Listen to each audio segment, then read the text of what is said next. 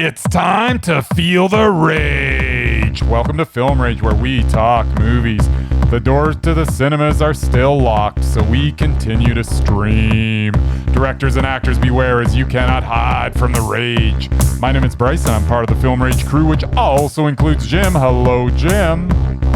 Hey, hey. Arr. So with the introductions out of the way, let's rage on. All right. Well, this week we're streaming Open Rage, The List, Rage or Dare. Then we start begging our government to let cinemas open at the same time as restaurants. And for those of you who are only listening to us and not watching us on our YouTube channel, you will not know that I, or should I say, are not watching us on YouTube, matey. I am now winking with my eye that is covered. Mm-hmm. We're going to do a promo for our friends, the Dumb Found Dead podcast. Wink, wink. You enjoy dark comedy, puns, and laughter? If so, come join two good brothers, John and Patrick, as we discuss some of the craziest ways people die. That's so bizarre, strange, and borderline comical that'll leave you dumbfounded. You can follow this podcast on all major platforms such as Apple Podcasts, Spotify, and many more. And make sure to follow us on social media on Instagram at The Dumbfounded Pod and on Twitter at TDFD Pod. And remember, think ahead, don't be dumb found dead.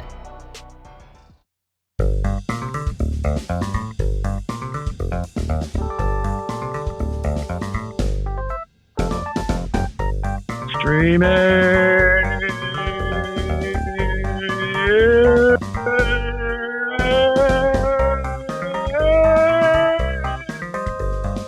And what are we doing? We're streaming, Jim.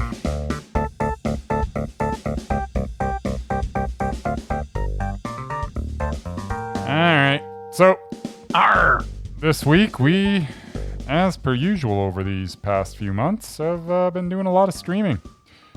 We are going to start by a little movie by the name of Palmer. It is currently streaming on Apple Plus. So, Palmer. Justin Timberlake. Exactly. Justin Timberlake stars in this tale of growth and tolerance. An ex-con finds himself through a series of events taking care of a young boy. The understated performance by Timberlake as Palmer, combined with the chemistry with his young co-star Ryder Allen as Sam, drive this story. The scenes between these two have an authenticity from the first time they are introduced. You can see how Palmer, who at first holds Sam at arm's length, eventually lets him all the way in. This film surprised me, as I felt many times that Palmer may react in a certain way, but the story never went down that road. Palmer is loyal, and once he lets Sam into his life, he was going to have his back no matter what the consequences. The supporting cast was solid as well, with Juno Temple as Sam's mom, and the always great June Squibb as Palmer's grandmother, Vivian.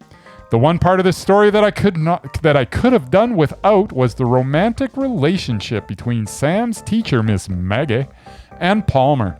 I felt that this storyline should have been left out, as I felt it distracted from the overall tone of the film. Miss Maggie was an important character in this, but getting involved with Palmer on an intimate level was unnecessary. Still, lots of great performances, stellar direction from Fisher Stevens, and a positive message of tolerance make this film worth seeing. The silly side story between Palmer and Miss Maggie make the overall impression meh. Oh, okay then. Well, you say some similar themes, but I'm going to disagree with you a bit. So I am a pretty big fan of June Squibb, as you've so rightfully mentioned. She's great. Also, JT. I'm a pretty big fan of JT, actually, too. I don't normally see... he doesn't normally do a bad job of acting. I just knew he was an alpha dog. I think he had a dick in the box, and I think he sings or something. He does do some singing, yeah. There's not a lot in movies. Wasn't he in the Social Network? I think he was in that too. He's been in a bunch of stuff. I don't know who this guy is. He's an actor and a singer. He's everything. Let's face it. He's a Renaissance man. Yeah. The soundtrack was awesome, by the way. Vampire Weekend in the soundtrack. I'm like hooked. Yeah, I'm a huge fan of it was fine. Weekend. Small towns in the South. Gotta love them. Sexist, racist, judgy church people. Yep, friendly folk. It's great. Love it. Mm-hmm. By the way, this is how a sports movie should play out. They have one football game, and Palmer, who is a football player, but moves on with his life, maybe not the way that he was expecting, goes to prison first, but doesn't dwell on football the whole movie. Okay, so maybe it wasn't a sports movie. But this is how much sports I want to see in a movie if it's got anything to do with sports. I just had to put that out there. I don't know what that has to do with the price of tea in China, but you go ahead. Well, it has to show you that not everybody can't get over their life as a sports person. But, he went to prison and probably had to pick up some soap because he's pretty cute.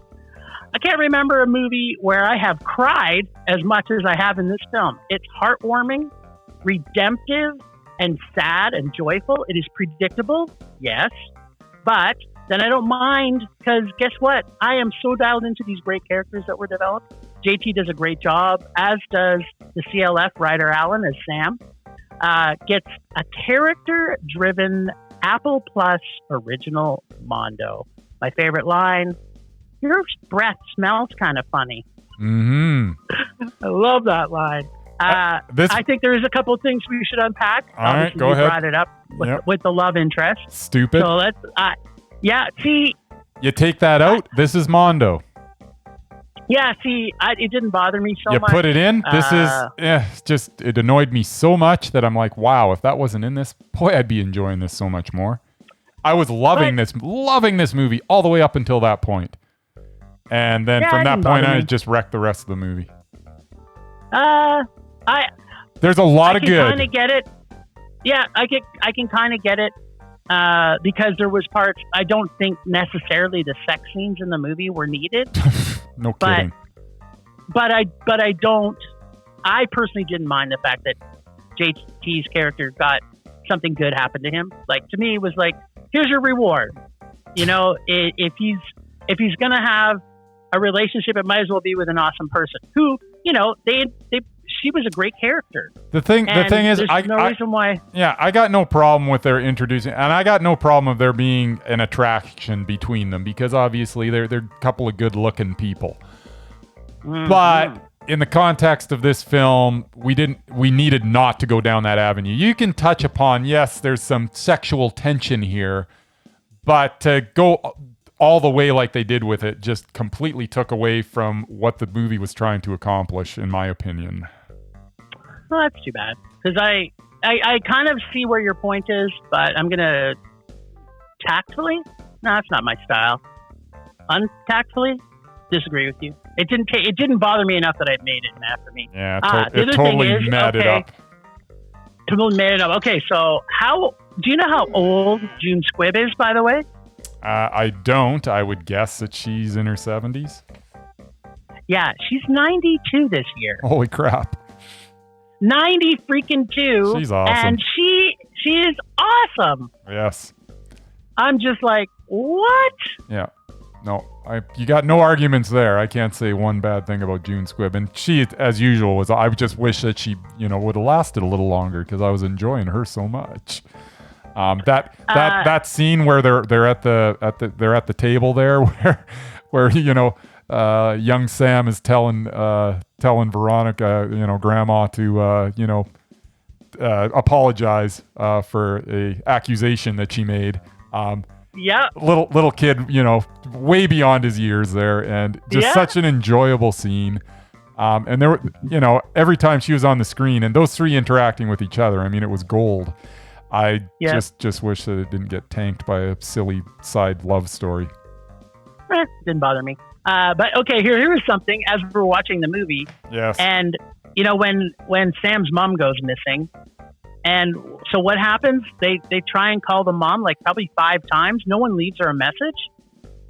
Like that was the part that I'm kind of like, okay, could someone maybe leave her a message? Like they just call and then the message, her answering machine comes on and then they just hang up. I was like, what? That's what I do. Somebody leave her a message? I can't. I don't leave messages. As soon as the answering machine comes on, I just go click. It's like, no. Yeah, but you're obviously not in this day and taking care of age, her child. you're seeing my number. You obviously don't want to talk to me, so I ain't leaving you a message. Right, and you're not having to be taking care of a 8-year-old boy or a 10-year-old boy. Whatever. How about, bitch, get back and pick up your kid because you're neglecting him? Obviously, they knew that, the life they were giving him at the time was probably better than her coming back, so they're like, let's not leave a message. We'll just take care of the kid. Yet they still kept calling her. It's his mom. You got to give her a chance. Gave her a chance by not leaving her a message. Okay. Why would you leave her a That's message? I wouldn't leave her a message. I'd call. She's not going to pick up. She obviously doesn't care. Cool. I'll take care of your kid. Maybe leave her a message. I love this kid. I'll take care of him. No problem. Yeah, they could have left that as a message. I'm not leaving her a message. Screw her. She doesn't want. Well, apparently she doesn't want to pick up the phone, and she obviously doesn't care about her kid enough. Then screw her. Well, I think it was obvious she didn't care about her kid enough. That's for sure. I think she cared about her kid a lot, but she just had a lot of problems, and sometimes those problems overshadow the love that you feel for your child, and it's sad, and it happens. matey. It certainly does. Anyways, now you're bumming me out. Let's move on. I love it. Let's get bummed. But then there's love. It makes you happy. Okay, so we also saw The Rental on Prime Video. Pre-made. 2 couples rent a vacation home for what should be a celebratory weekend getaway. And again, I am winking with my patched eye. Director David Franco? What? Written by David Franco? What? And Joe Swanberg? Wow. Plus 3 more writing credits. So let's do the counts. There's 5. Stars Dan Stevens, Alison Brie, and Sheila Vand. So, The Rental. Some convenient things happen in this movie, for sure. Like the dog, for example, just happens to be outside all the time. Makes no sense, especially for someone who's completely protective of the dog. Just have to throw it out there. Very, very slow build in the story that has been told so many times before. Very Cabin in the Woodsy-esque. At 33 minutes in, nothing has really happened at all. Yeah, no suspense whatsoever. That was the part I enjoyed. Yeah, I know it would have been. As we have talked before, I love Alison Brie, so it was worth waiting if stuff was going to eventually happen. Interesting, she did not appear nude in this one.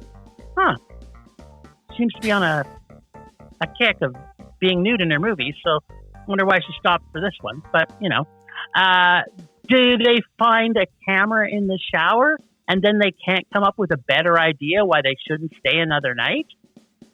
They can't, how about I've got terrible stomach pains, or I need to be rushed to the hospital because I've got food poisoning, or how about any reason to leave the house? So think of the line from the Amityville Horror. When the house tells you to get out of the motherfucking house. I get it. They cheated on their partners. But really, Jorge, really? So the pervert racist gets killed also. Basically, for like 2 minutes. He hasn't been dead for that long. So what do?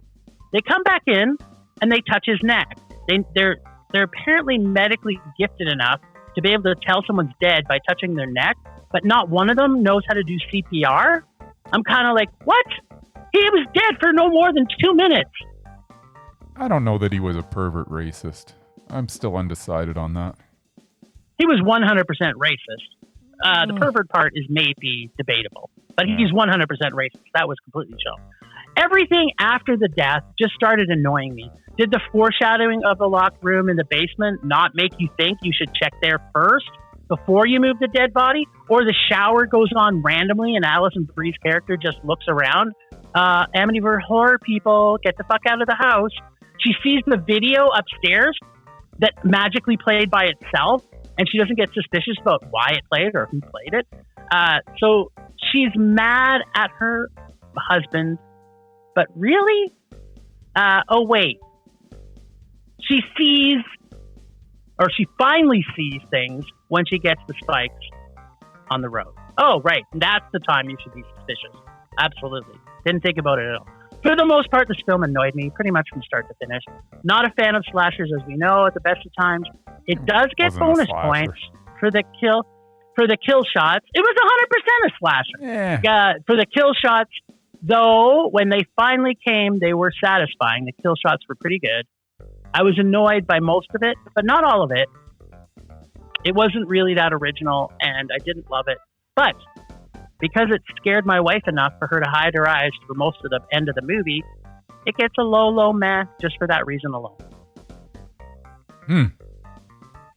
That's interesting. I actually thought this was solid first effort from Dave Franco as a director. The tension that exists between the characters within is presented early on and effectively sets the stage for the rest of the movie. It's definitely well acted. Atmospherically, it was solid. It is sort of like two movies in one, with the first half a character study of two couples that have made mistakes in the past and are about to have those manifest again. But then bad decisions are made, compounded by more bad decisions, and eventually this causes the film to morph into a bit of a horror movie. Everything is reasonably effective. I'm sure that Dave Franco will make some very good films in the future. This, really wasn't a good film. It was an okay film. It was meh. So what level of meh was it? High, medium, or low? It was just meh. It was mid-meh? It was... I don't feel... It was mid-meh. It was mid-meh. It was the... Okay, so we're a little on the same page. This is 100%. Yeah, triple bang it. This was 100% a slasher movie. It just the slasher didn't happen until the end of the movie because they even set it up for a sequel. It was a drama. It was a relationship drama. It was killing me almost as much as it was a relationship drama with a little bit of, killing at the end. That was literally the best part of the movie. Was the last 15 minutes. Actually, the last 5 minutes was the best. There's a lot going on. I don't know. So people could watch it, fast forward to it. It was like end, two movies in one. It's like you got a twofer, but they're both. It was like a double feature, but it took place in 90 minutes. Like medium meh. There you go. It's totally medium meh. All right. Let's talk about something else. Let's dig. Yeah. Let's dig, Doug. Yes, let's definitely dig. So we watched The Dig, which is currently available on something named Netflix. This... Never heard of it. Yes, you have. This is a story of the Sutton Hoo find of 1939, which took place on Edith Pretty's property in Suffolk, England. Amateur archaeologist Basil Brown is hired to excavate some huge mounds on Pretty's property and discovers an 88-foot ship dating back to the Anglo-Saxon period. Then within the ship... Yeah, I know, crazy, right? Then within the ship, there was a burial chamber filled with many other goodies. All of these discoveries can be seen to this day at the British Museum. This film is the story of the dig, the politics that surrounded the dig, the competition to gain control of the dig, lots of dig, and its contents, as well as some of the relationships of the people that were involved.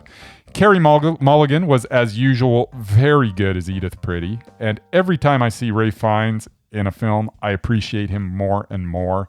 His performance as Basil Brown has a quiet elegance that only an actor of his ability could convey.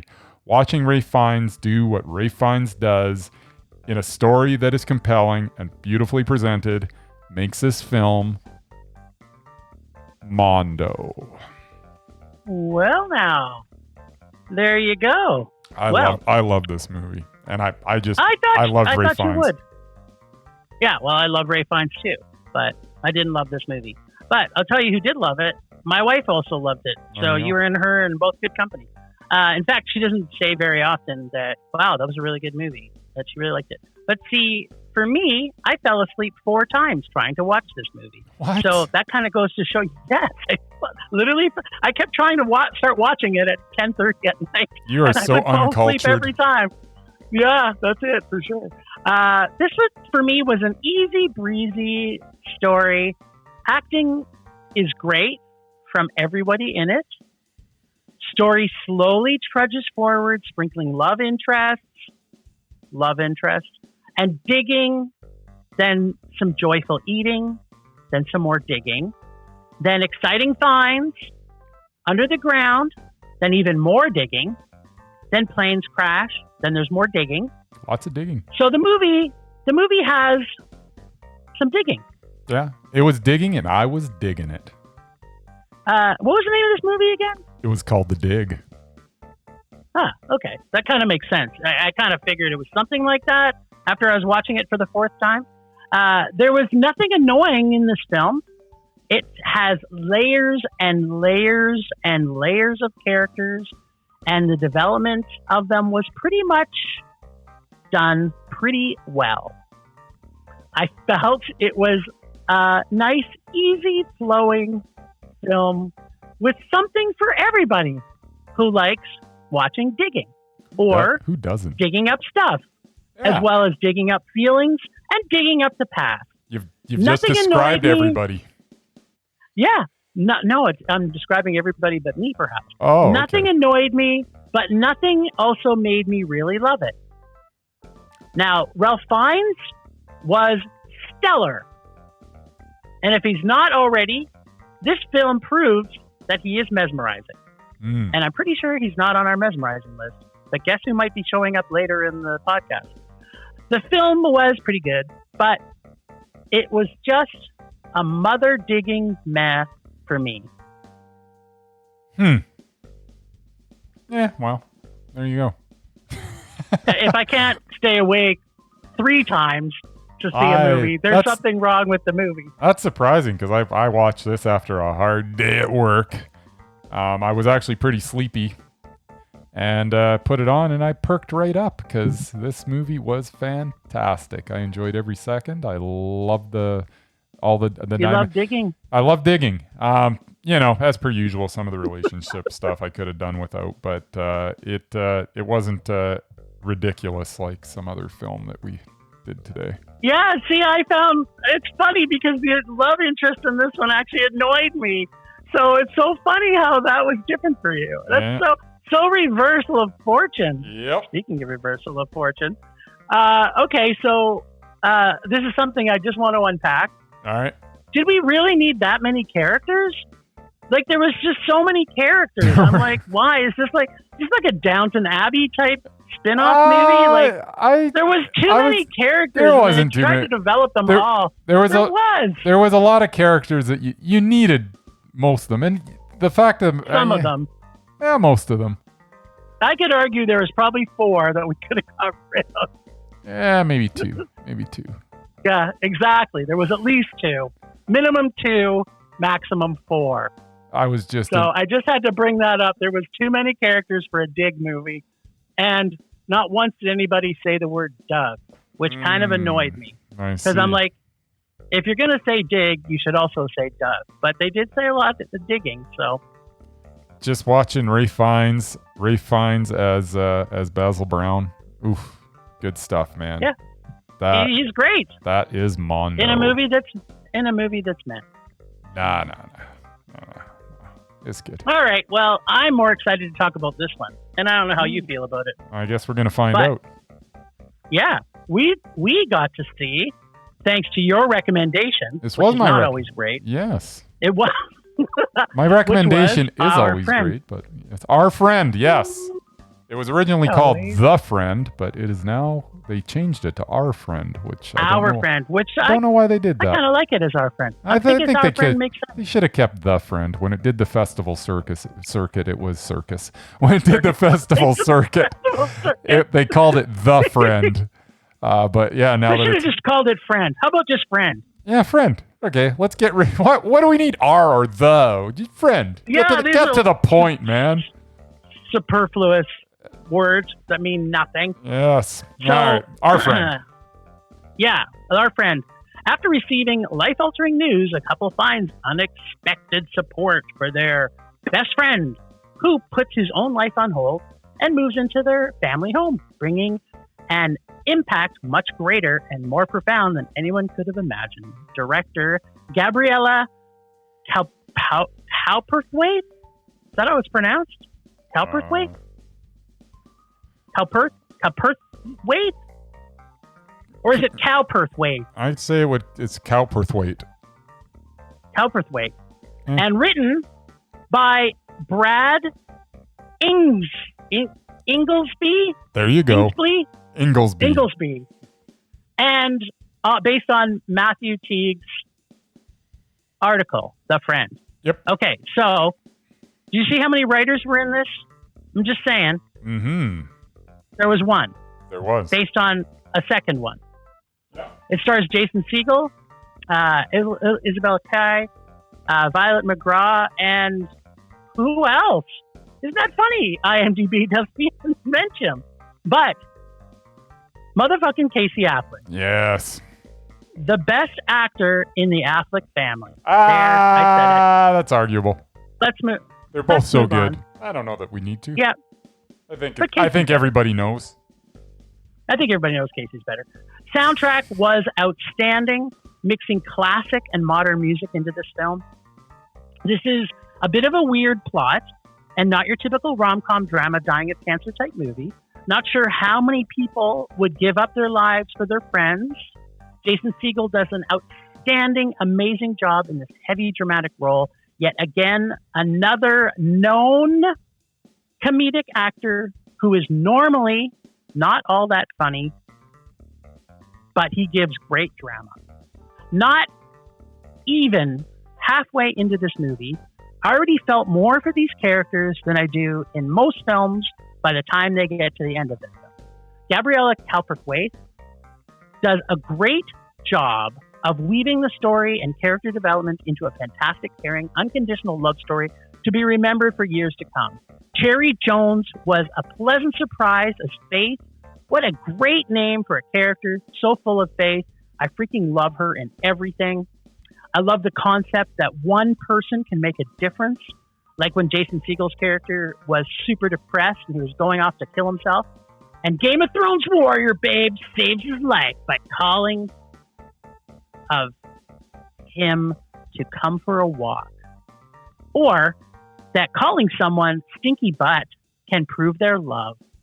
I love the quick 1-2 shots that Gabriella does, like the shot in the car with Casey and his oldest daughter, or the scene where you find out about Dakota Johnson's friends giving up on her. It was a sweet character-driven story of unconditional love from one friend to his two best friends. I loved it, and it was motherfucking Mondo.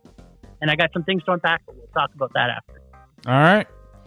Well, sir, Our Friend. This is a film that paints an accurate picture of what it's like to live with someone dying from cancer.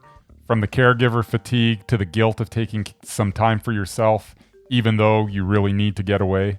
The friends that surround at the initial diagnosis slowly disappear as the sickness gets worse. The heartbreak of seeing your loved one becoming a shell of themselves. This film explores all the darkness that is dealing with cancer. Yet it also shines a light on what true friendship is. The true friend in this case is Dane, played by Jason Segel. He is flawed in many ways, but the one thing he has above all else is heart. Casey Affleck stars as Matt, and Dakota Johnson, in her best performance to date, stars as the dying Nicole. The film timeline jumps around, and while I'm not sure that was necessary, I will forgive the writer, as apparently the essay this is based on does the same thing. Throughout the film, we explore events that have taken place over the last 13 years or so that bring us to our inevitable destination. All the flaws of every character are clearly presented, which give us a more intimate involvement in the story. The three leads in this really have chemistry. This combined with a realistic story that does not shy away from the dark side of this disease give this a heartbreaking yet hopeful mondo. Sweet. This is going to depress me now.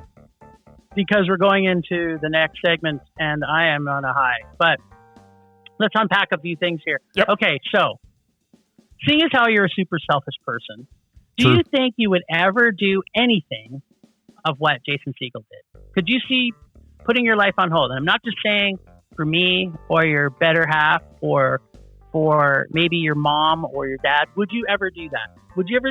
I mean, granted, you're a different person than Jason Segel's character. Jason Segel's character didn't have like a job that was a career, right? That's the one thing that we can't overshadow. I mean, really, he had nothing going on. What was he really leaving? Having said that, he still, put everything he had into this. So, yeah, I mean, he gave up his girlfriend. So, can you imagine with all the people that have affected your life? Mm-hmm. Do you think you could do? Do you think you'd have the strength to do that? It's a big thing. That's one of those questions that I could answer, but unless I'm in the situation, I can't really answer it. Having said that, I would imagine that I would. But I don't know that for a fact. I mean, think of the people where you're at in your life. You're probably maybe even a little older than what they might have been when this started. Can you think of a friend that you would do that for? Like family members are different. Yeah, family members are different. Family members are different. Like I think of the crash reel. Right. And his brother did that for him too. If there was his life. See, it's all weird because there's got to be a need there, and this was a unique situation. So if there was that need and I was in that situation and I truly felt I could help, yeah, probably. Cool. Would you know who it would be for? Like, is there someone in your life that's had no impact? For me, I don't think it would matter. If I felt I could make a difference, I'd be all in.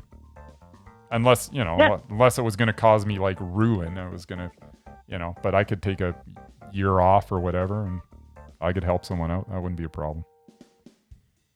Very cool. I think I could too. I think I don't think I could do it for just anybody. It would have to be someone that had such a positive impact on my life. I mean, I wouldn't do it for some jerk down the street, but Hey, Bryce, what are you doing this afternoon? My wife has cancer. Do you want to hang out for a couple of years? Yeah, all right. Whatever. Sure, man. You're cool. Just let me let work know, and I'll be right over. I'm taking my sabbatical now for 2 years, and then I'll be back. Yeah, if you're lucky. I mean, I think there'd be at least a few people in my life I would do it for, and I think he's a saint, Jason Segel. Yeah, do more dramatic roles. Yeah, I actually wish he was in more movies lately. He's doing some TV series, which apparently is like critically acclaimed. I can't even remember what it's called. It's a TV series, so I don't even know what it's on. But apparently he's like, producer, writer, actor. He's like doing something. It all. So something. He's a talented dude. There's no question. He's always shown that. You've seen flashes of that throughout his career. So I'm glad I'm glad that he was in this to really showcase the fact that he's a special actor. Dispatches from Elsewhere. He's doing something there like that. Yeah, I think that's it. And I think he's got his fingers in everything there. I think he writes it. I think he maybe he doesn't direct it. I don't know. But I think he writes it. And didn't he direct the Muppets when he did the Muppets back a few years ago? He's the one that got it rebooted. He may have directed it, but how did he? But he was I think he wrote that as well. I think this was like a passion project for him. You're right. He did write it. Yeah. You nailed it. There you go. I'm not Look just at your brain. I'm not just a pretty Sometimes face. Your brain. Sometimes your brain is. I am a pretty working. face, but I'm not just a pretty face. I make you pick up the soap in the shower, that's for sure, if we were in prison together. And I wouldn't blame you. Okay, well, you know what time it is. Oh, I do know what time it is. It's time. Damn it. It's hammer time. Temperature rising. Vision blurring. Rage taking over.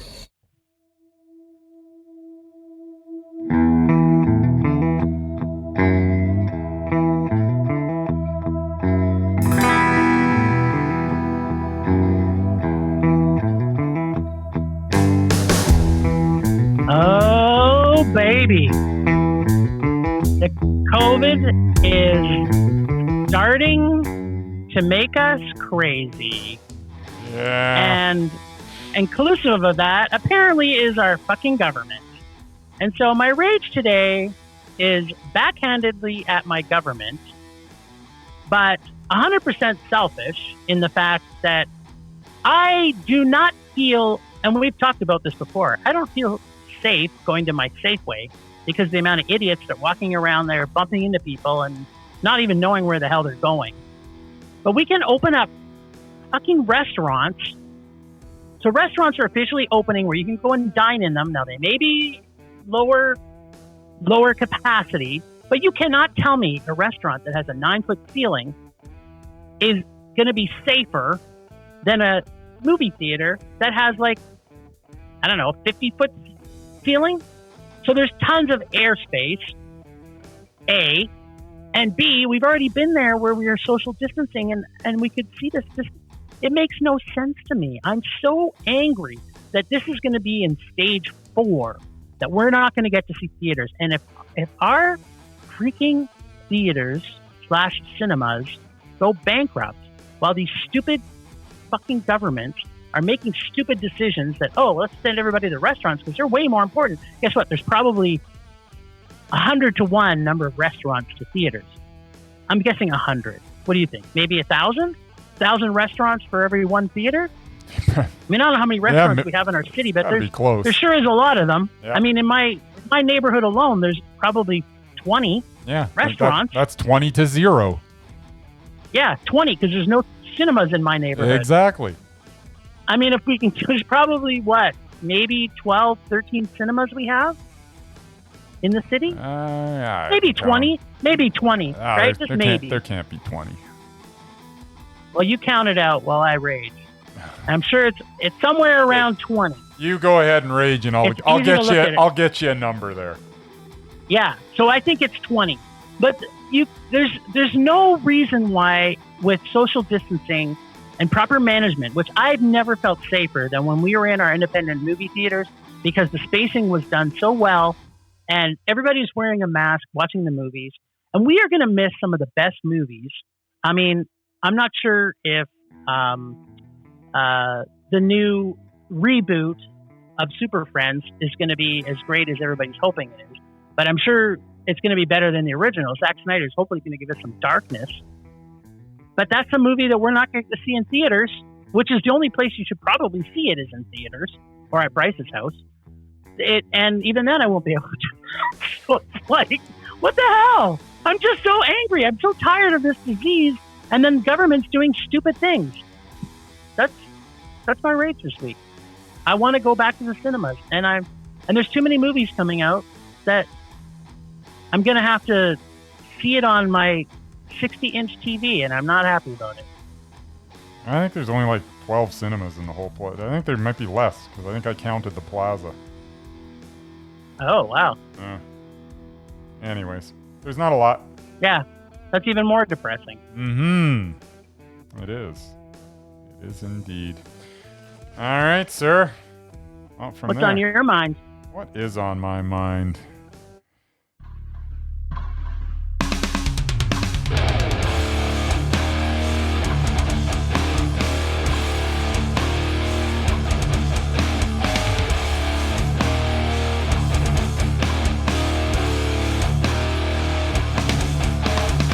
All right. Unnecessary romantic subplots have to stop. The latest example of this was the silly side story romance between Miss Maggie and Palmer in the movie Palmer. At their least offensive, these subplots are a mild distraction, and at their most offensive, they can completely wreck a movie. I do not understand why there is a notion out there that almost every story needs a romance in it. They do not. If your movie is not a romance, then do not force a romantic subplot into your movie. I don't want to see it. I just don't want to see it at all. If it were not for that irritating relationship sidebar between Miss Maggie and Palmer, that movie could have been Mondo. Thor had Thor and Jane getting together. The Avengers, Age of Ultron, had Bruce Banner and Black Widow exploring their feelings for each other. What the hell is that? The Hobbit had a strange elf love triangle with two characters that weren't even in the freaking book.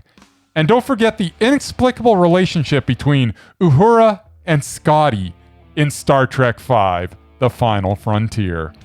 These are just a few of the offenders that had annoying romantic subplots, and that is just the ones off the top of my head. Stop it, filmmakers. It is unnecessary, and it just takes away from the story you are trying to tell.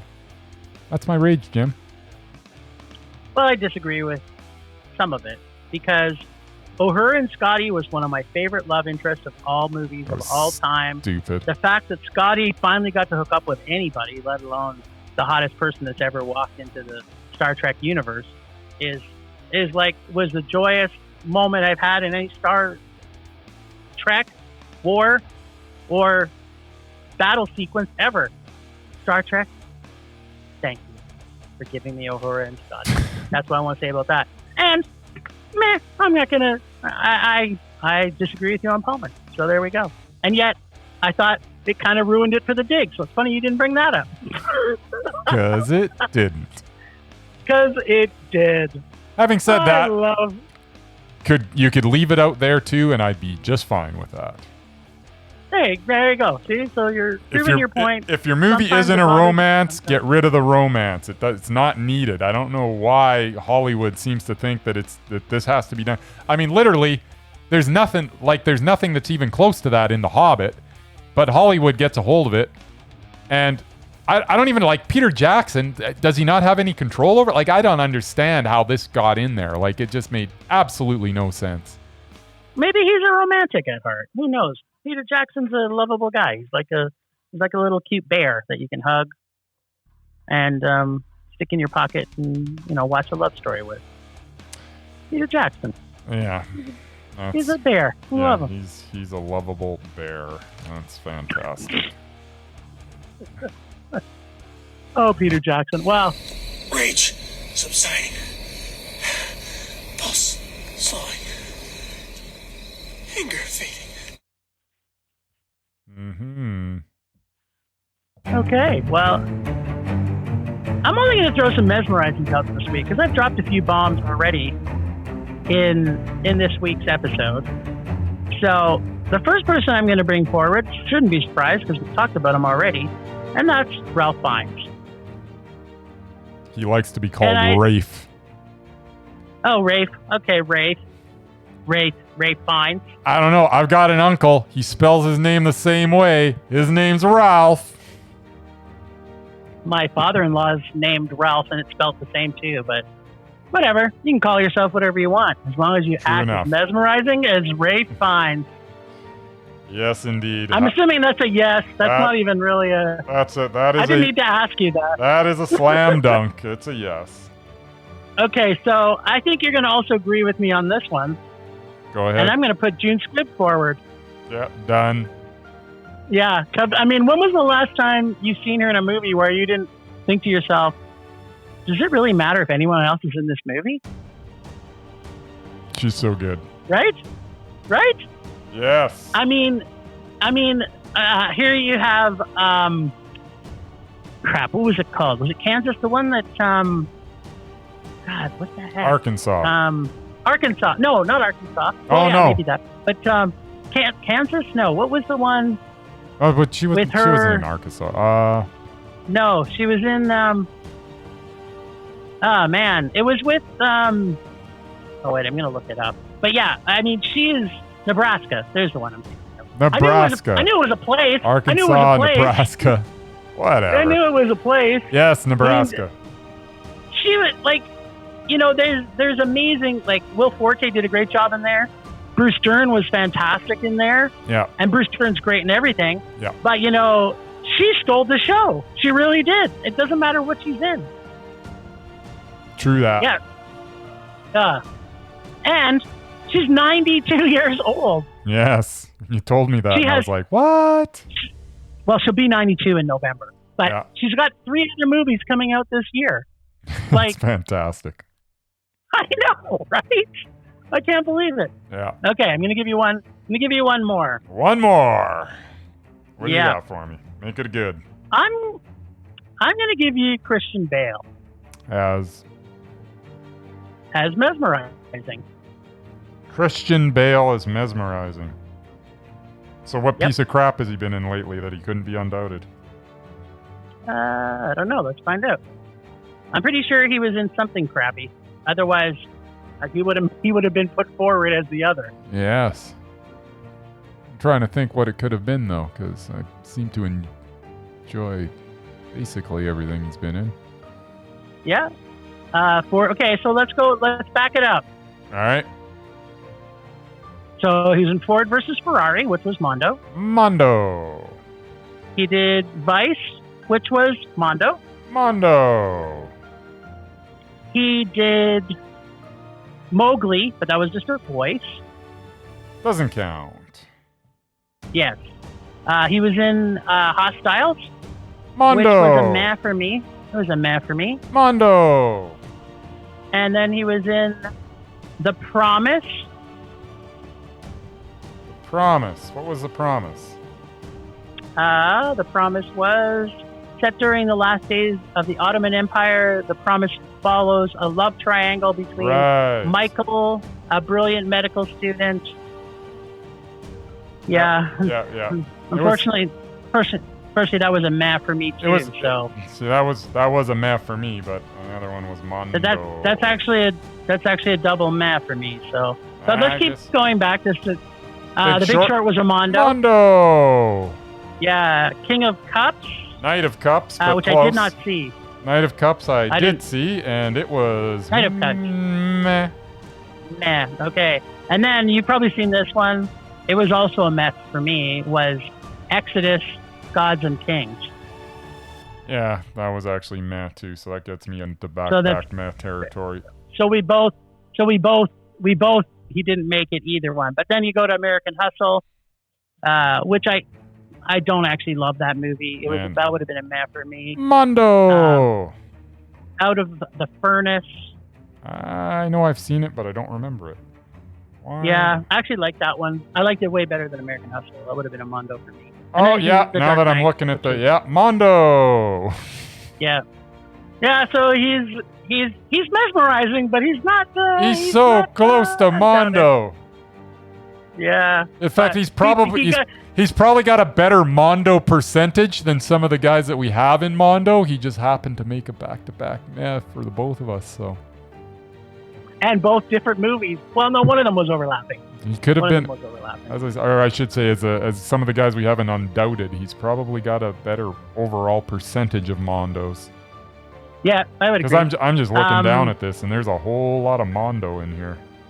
But, oh well, that's why it's hard to get on the list. If Christian Bale can't get on the Undoubted list, you know that is a freaking hard list to get on. Yeah, man. Okay, and so that's is the he way it mesmerizing? Should be. Oh, yeah. Is he mesmerizing? Of course he's mesmerizing. Just watch The Machinist and tell me he's not mesmerizing. Yeah, that's... Oh, my God. I love that Or movie. Vice. Or Vice and say it's not... Like he's... Or any other movie he's in. Yeah, let's face it. Like, you want to... Take your choice. I kind of want to see him and June Squibb in a movie together. Oh. That real fine. Yeah, put them all great? in. Write the script. Let's write the script and send it off to them. Imagine, though, they're all on screen together. Which one would we be looking at? That's a good question. This could be a test. You know, we should start filtering our Mesmerized list. We got to go back and watch some of the movies where we put two people that are mesmerizing in the same movie and see which one mesmerizes the other one out of the scene. It's a mesmerize off. Yeah, I kind of think we should do this. Let's do a mesmerize off. Let's go through the list. This is what we're doing for next week, people. We're going to go through the mesmerize list, and we're going to see if there's a mesmerize off, and then we're going to take one out. There you go. So if they get out mesmerized, they're off the list.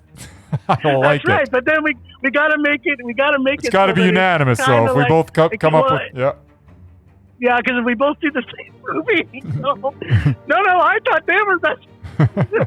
But then we might have to go back to if they've been in two movies together, or we'll have to make a decision. Yes. We'll chat between now and next week, all right, and we'll come up with a strategy. We'll have to try and figure out who's been with each other. Oh man, you're creating way more work for us, man.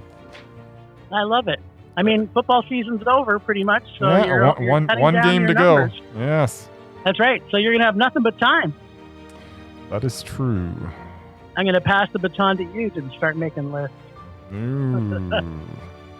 All right. All right. Let's rage. Yes. Last week on Rage or Dare, Jim pulled Crossroads from my craptastic musical bag of oral pleasure, and then spent most of the week cleaning malware from his computer. Apparently, you cannot legally buy, stream, or find that piece of garbage anywhere. So, a suitable replacement was luckily found. In the 1980s Village People classic, Can't Stop the Music. This week, Jim and I get to choose Rage or Dare. Let's check in with Jim and see if he could or could not stop listening to the music. This is what you get, Jim, when you can't find my original choice. I think I kind of lucked out a little bit. You might have. Almost in all of the trailers that I started watching of Crossroads. Yeah. The trailers alone were painful to watch. I can't imagine having to watch the entire movie. All right. Well, you didn't have to. You actually By the way, it? no, I haven't actually. There were two movies in the bag that I haven't seen, and you already watched one of them, and I can't remember, and you did not like it. This was the other one. The rest of them I have seen. So there were two movies in the bag that I hadn't seen, and this was one of them. And I am going to be on the lookout though every time I'm in a Value Village, because as soon as I find Crossroads, it's going straight to you because you're still watching this because you plucked it from the bag. So at some point you're watching this piece of crap because I'm going to find it and you are going to watch it. Okay. At any rate, okay with that. That's for a future episode. It will be. Stay tuned, people. You'll never know. It might be next week even. See, everything will stop if we find Crossroads. Everything. Everything. And I mean everything. We might just do a whole episode dedicated to Crossroads. It's the Crossroads episode, the one you've been waiting for. And not the Ralph Macchio Crossroads, the Britney Spears Crossroads. I almost tried to get out of it and actually just watch the Ralph Macchio Crossroads. Yes, watch Ralph Macchio. Yeah, watch Ralph Macchio playing a little blues guitar. Yeah. That's right. Wrote a song about it. Yes. Well, here it goes. All right. Well, let's talk about Can't Stop the Music. Can't. Now, you kind of sing Now I Dress as a Pirate? Aren't the Ritchie sisters in this movie, too? Some kind of sisters. There was some kind of sisters. Yeah, they're the Ritchie sisters. So, Steve Guttenberg. Yes! Why does Steve Guttenberg not do Shakespeare? or maybe Shakes the Beer. Yeah. I don't know. Also, who knew he could roller skate so well? The first 5 minutes of the movie, it's him roller skating through New York, Frisco. I couldn't tell what city it was in. Yes. I think it was New York. It was because New York. There were some scenes. Yeah, okay. Yeah. So I was a little confused as I'm watching it through the first song and the intro because I thought they were in New York. But then they showed these three ladies walking down the street wearing San Francisco Fran shirts together as the three of them. And then he had to stop on his roller skates and correct them. So they were walking down the street together and it said San Francisco. All Really? three of them. Maybe they Yes. were. I don't think they were in San Francisco. No, it's definitely New York because it's the village. Well, that's odd. Well, maybe it is. You know what? It's either. Well, they flew to San Francisco.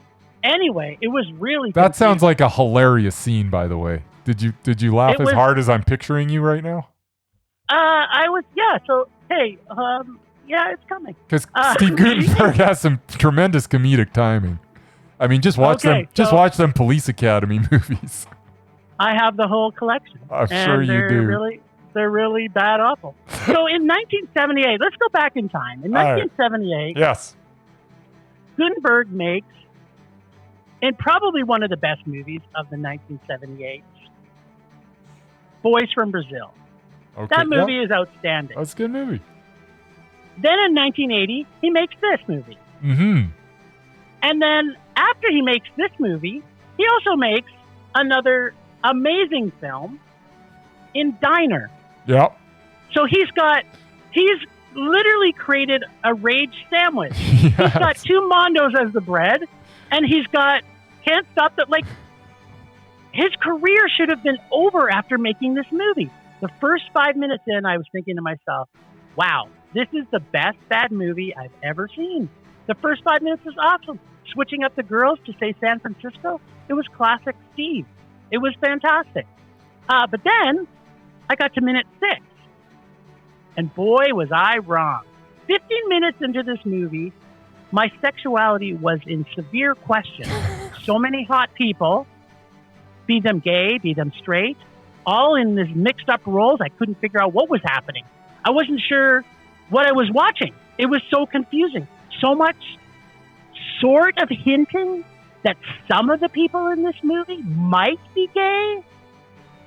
But then they showed the half-naked indigenous village person flirting with a 40-year-old woman. And I'm like, what?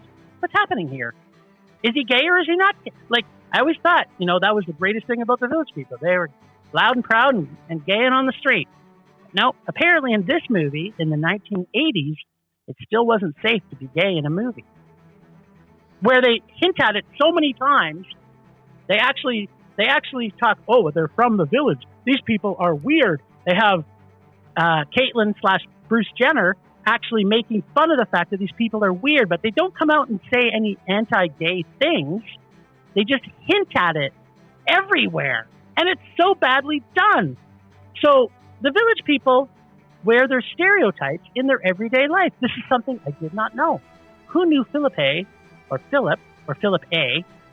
wears his Indian costume in everyday life? I didn't know this.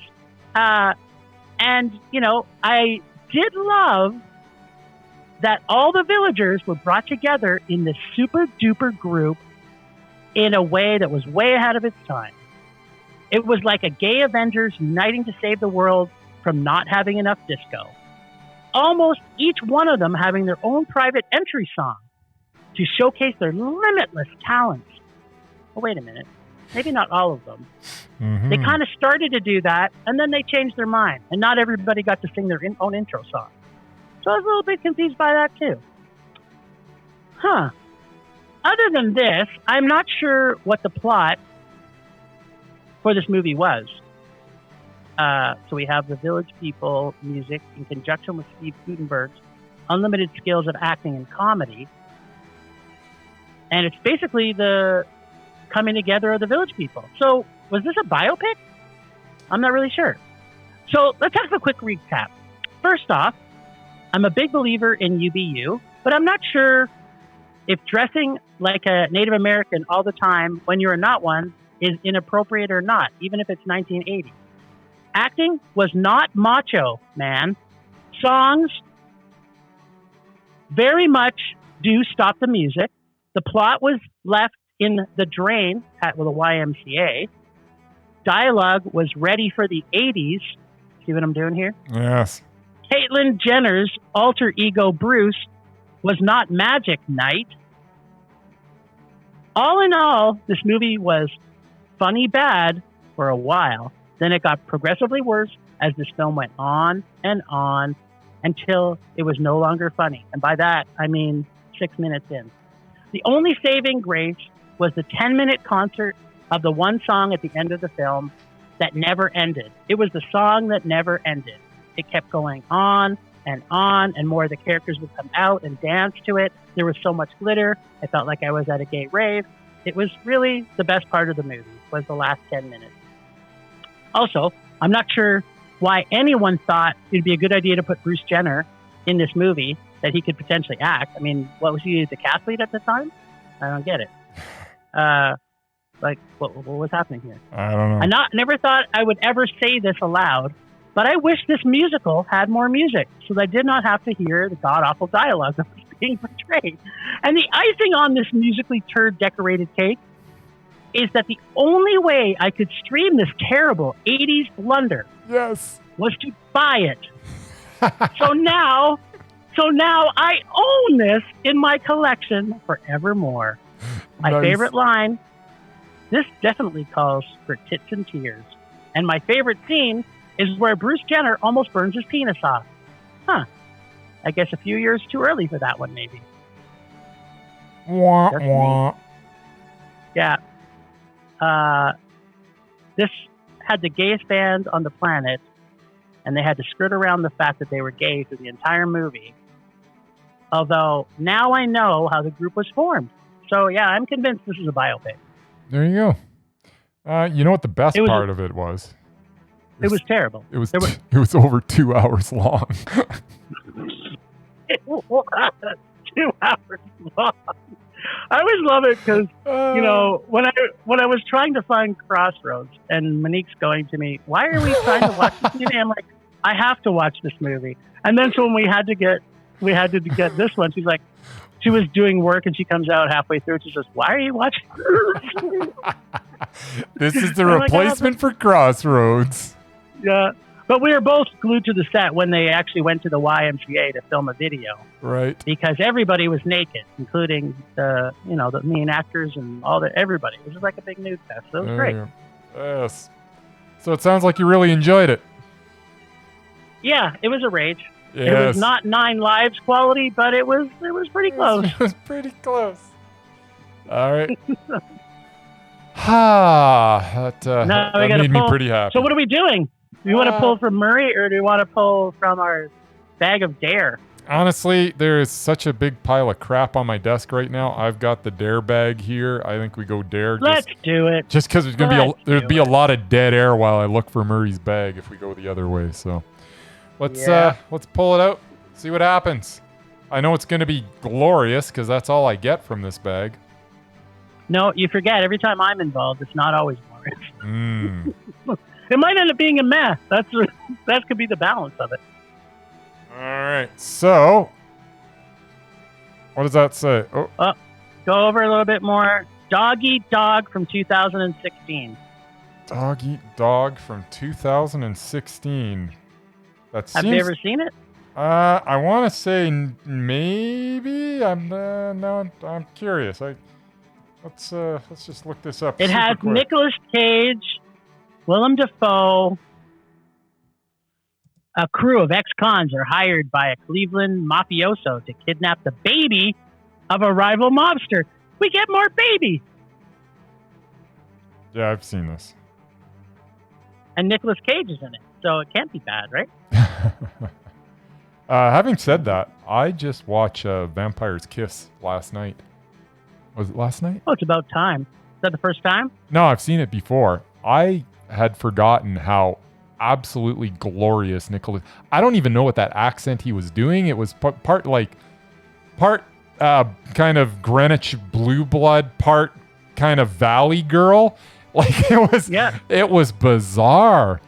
And he's a genius. That movie, I was just in awe of. It wasn't good, but I was in. I'm sorry. But I was in such awe of it that it was quite enjoyable to watch. Like, I know that I'm watching a bad movie, but I'm enjoying it so much. So I guess it's not a bad movie. No, it's not. I loved every minute of it. But guess what? I have news for you. Yes. I have really good news for you. Remember how we had to go to the mesmerizing list? Yes. To see if we can get somebody off it. Well, I'm pretty sure that Willem Dafoe and Nicolas Cage are on the mesmerized list. This could be the movie that takes one of them off. All right. Throw This could down. be it. Nick Cage It's a versus Willem throwdown. Dafoe.